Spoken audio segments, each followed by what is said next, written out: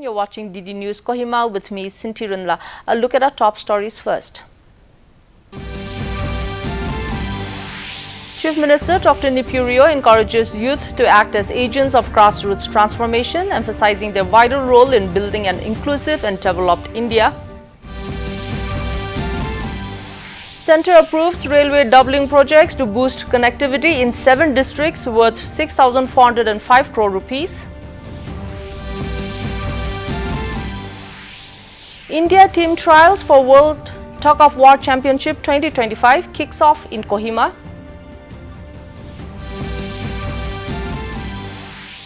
And 19-year-old Kelulo Dapo crowned Miss Universe Nagaland 2025. Now the details. Nagaland Chief Minister Dr. Nipurio today inaugurated the Northeast NSS Festival 2025 at Zir Resort in Rusama village. The event marks the convergence of young minds from across the northeastern region under the unifying national theme Vikshit Bharat. The festival has drawn National Service Scheme volunteers from 7 northeastern states. Praising the event as special guest, Chief Minister Dr. Rio encouraged the youth to act as agents of grassroots transformation, emphasizing their vital role in building an inclusive and developed India. He highlighted the foundational values of the NSS, discipline, selfless service and non-violence, inspired by Mahatma Gandhi, in whose honor the NSS was launched in 1969. CM Dr. Rio proposed that the Northeast NSS Festival be held on a rotational basis among the northeastern states to deepen regional cooperation and cultural exchange.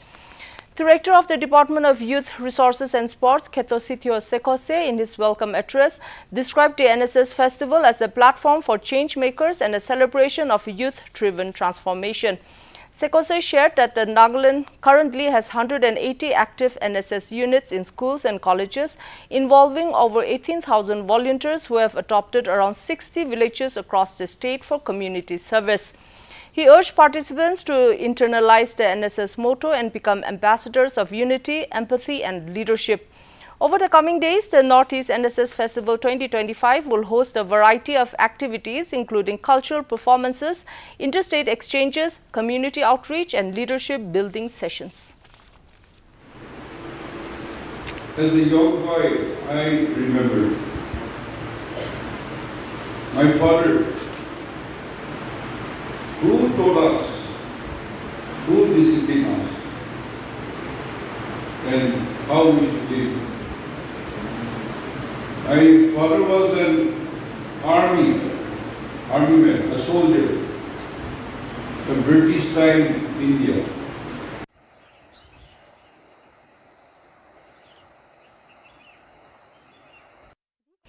The Union Cabinet has approved 2 projects of the Ministry of Railways with a total cost of 6,405 crore rupees.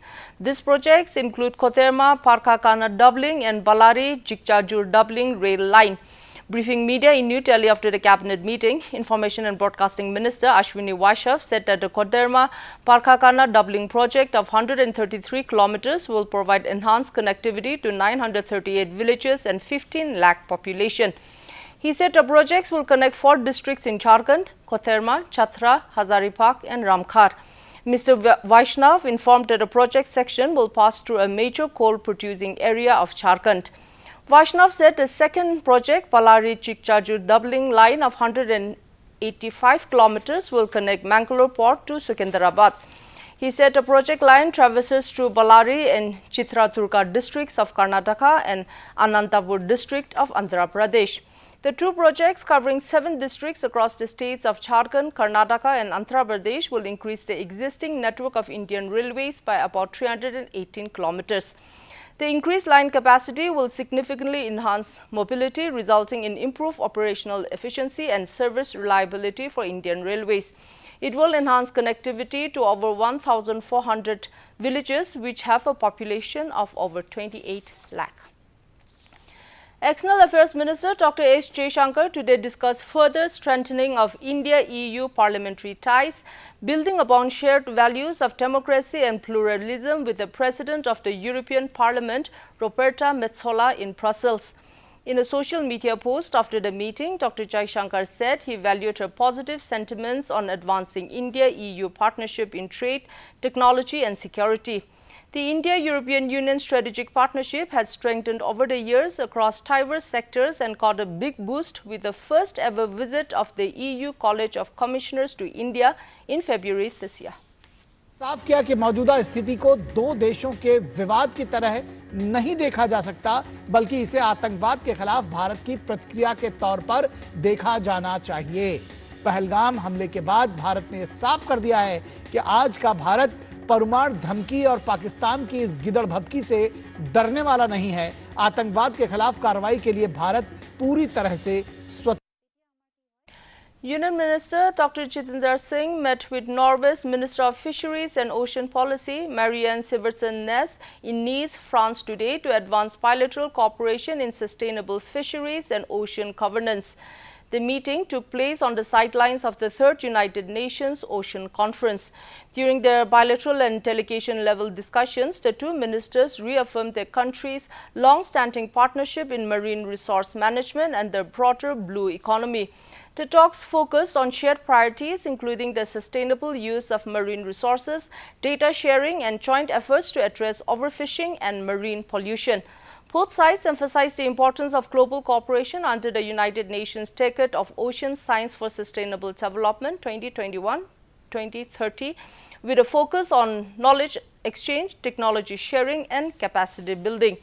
They also discussed expanding existing collaborations aligned with the development of a sustainable and inclusive blue economy. The India-Norway dialogue is viewed as a key step towards reinforcing multilateral efforts to ensure the long-term sustainability of global ocean resources, said the Ministry of Earth Sciences. वो साफ तौर पर देखा जा सकता है। Operation सिंदूर भारत के इतिहास में आतंकवाद के खिलाफ सबसे बड़ी कार्रवाई साबित हुई है। राजनाथ सिंह जब पाकिस्तान को फादर ऑफ ग्लोबल टेररिज्म कहते हैं, ठीक उसी वक्त अमेरिका में एक पाकिस्तानी को गिरफ्तार कर एक बड़ी आतंकी साजिश का पर्दाफाश किया गया। FBI चीफ ने खुलासा किया है कि कनाडा में रह रहे पाकिस्तानी नागरिक न्यूयॉर्क में यहूदियों पर हमले की साजिश रच रहे थे।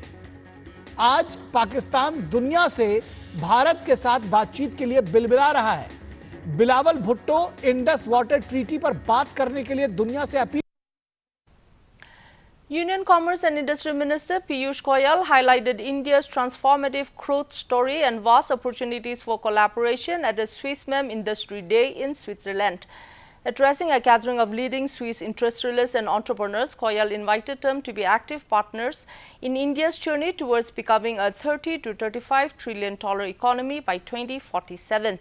Emphasizing India's evolving global stature, Goyal proposed the creation of a dedicated Swiss enclave in India, a special zone tailored to facilitate and support Swiss businesses establishing a presence in the country. Goyal pointed to India's dramatic rise from a $270 billion economy 3 decades ago to a $4 trillion economy today.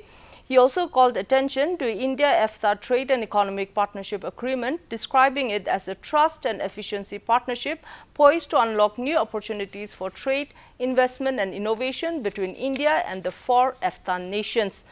Encouraging Swiss SMEs in particular, Goyal invited them to explore India's growing ecosystem, including its thriving STEM talent pool, 43% of which are women graduates, and a vibrant startup landscape. He also cited World Bank data showing a steep decline in extreme poverty in India, reflecting the country's inclusive growth model. Meanwhile, Chief Election Commissioner Gyanesh Kumar has underscored the statutory sharing of India's electoral roll with all recognized political parties every year during revision as well as before the elections since 1960 till today. It has provision of claims, objections and appeals, which is one of the world's most rigorous and transparent exercises, reinforcing the accuracy and integrity of the electoral process. Addressing the Stockholm International Conference in Sweden last evening on electoral integrity, Kumar noted that this robust mechanism plays a vital role in upholding electoral credibility across the country year after year. He reaffirmed the role of the Election Commission of India in capacity building programs for election management bodies of countries around the globe. Over 100 participants representing election management bodies of around 50 countries are taking part in the conference, which is being organized by the International Institute for Democracy and Electoral Assistance. A Pakistani citizen residing in Canada has been extradited to the US to face terrorism-related charges, federal authorities announced. US officials alleged that Mohammad Shahzib Khan intended to cross the border from Canada to New York and carry out a mass shooting at the Jewish facility on the 7th of October 2024 to coincide with the first anniversary of the Hamas terrorist attack on Israel. In a post on social media platform X, FBI Director Kash Patel confirmed Khan's extradition and commented the cross-border intelligence sharing that led to the prevention of the planned attack. Khan is now in US custody and is expected to face trial in a federal court in New York. The India team selection trial for the upcoming World Tug of War Championship, scheduled to be held in Nottingham, England, officially commenced today at the 13th Assam Rifles campground in Kohima. The two-day selection event, taking place on June 11 and 12, has drawn participants from across the country, all competing for a place in the national team. Gracing the inaugural session as chief guest, Dr. Silhotio Rutso, MLA of Kohima Town constituency, formally declared the trials open. Representing host state Nagaland, 17 athletes, including 13 men and 4 women, are competing in the trials. An additional 17 participants from Arunachal Pradesh, Uttar Pradesh, Puducherry and other parts of India are also contending for positions on the national squad. Colonel Tarun Rana, commanding officer of 13 Assam Rifles Kohima, stressed the importance of discipline, teamwork and sportsmanship, underscoring the strong values shared between the armed forces and the sport of tug of war.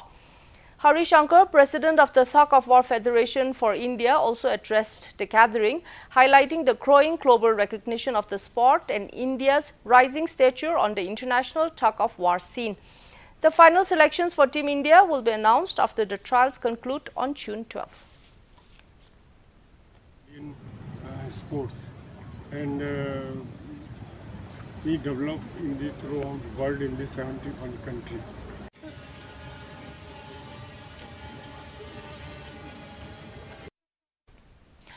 And in a dazzling ceremony held at the Regional Center for Excellence for Music and Performing Arts, Jotsama, 19-year-old Kelulo Toho was crowned Miss Universe Nagaland 2025. The grand finale, organized by the Beauty and Aesthetic Society of Nagaland, featured 14 contestants from across the state vying for the prestigious title. Kelulo, a student of St. Joseph College, Chakama, emerged as the winner after a spectacular evening of competition that included traditional wear, evening gown presentation and a final question and answer round. She will now represent Nagaland at the upcoming Miss Universe India 2025 pageant. A crowned advocate for change, in a final answer during the question and answer segment, Toho emphasized that beauty pageants are more than just glamorous events. She expressed her strong commitment to advocating for education and protection of the girl child. The first runners-up title went to Anon Konyak, the reigning Miss Nagaland 2024, while Theli Konyak secured the position of second runners-up. And by associating with us, Miss Universe, I think they are giving the platform which was long due for all the aspirants going to pageantry.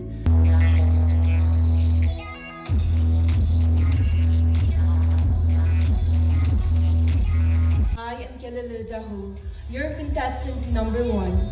And I strongly believe in the power of dreams, because every great journey starts with one, and it is with that belief that has brought me here today.